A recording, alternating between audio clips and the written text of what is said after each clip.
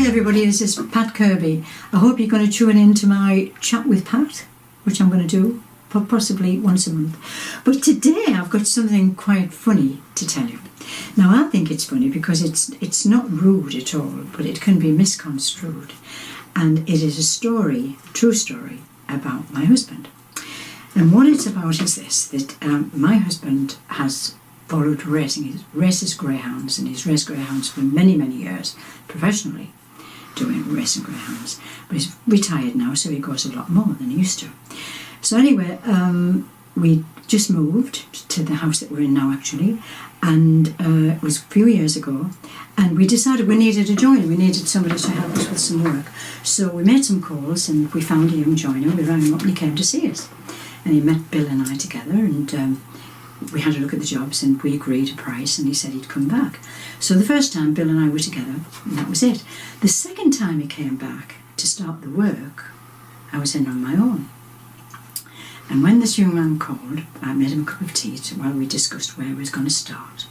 And then he said to me, "Where's Bill today? Where's your husband?"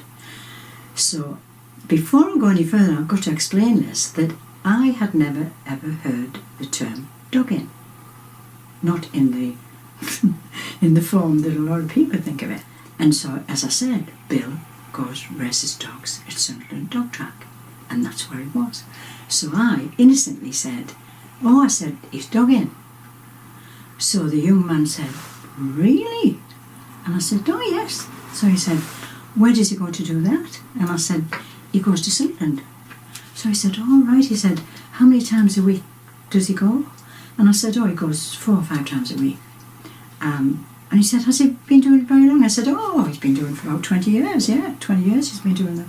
So he said, "Dear me." He said, "Do you ever go?" I said, "No." I said, "I don't go. It's not my cup of tea. No, I don't like it." I said, "In fact, I did try it a couple of times, but I found that when I went, I was always tended to go for the favourites, what I considered favourites, and Bill would always go for the outsiders. And of course I found that the favourites that I had, I never got anywhere with them, whereas Bill was successful every time. So anyway, I stopped going. But the fact is now that it's, he enjoys it. So the young man said, well, he said, "Do you not mind?" I said, "No." I said, "I don't mind." I said, "Because it's a lovely hobby.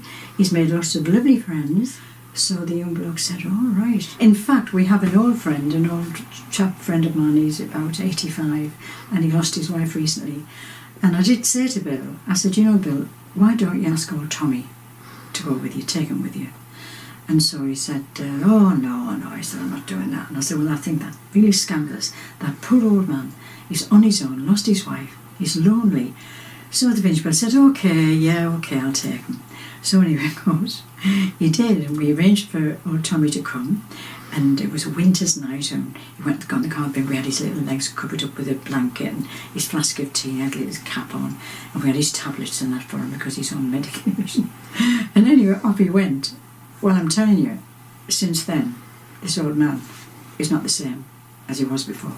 He absolutely loved it. He goes 3 or 4 times a week with Bill, and now he's got his mates. I think they'll be getting a trip up before long. Having a lovely time he is. So as you say, it's very, very enjoyable. You've got to have a hobby, haven't you? Maybe that's what's wrong with me. I don't have a good hobby. But anyway, at the end, of course, this young man, by this time, when I was talking to him, he just said, "Right, Mrs. Kirby." So I said, "Yeah, we better go on with these jobs now, son." And then he said, "Well, Mrs. Kirby, I just want to say how absolutely marvellous I think you are." And I said, "Why? I don't know what you mean." "Well," he said, "your attitude." And I said, "Well, what do you mean, my attitude?" He said, "Well, about your husband, what your husband's doing." And I said, "Well, I don't understand. What is he doing?" He said, "Well, most women," he said. I said, "I don't understand." He said, "Well," he said, "all this dogging." So I said, "Well, what's the matter with dogging?" I said, "What's the matter with racing dogs?" And then, of course, the penny dropped.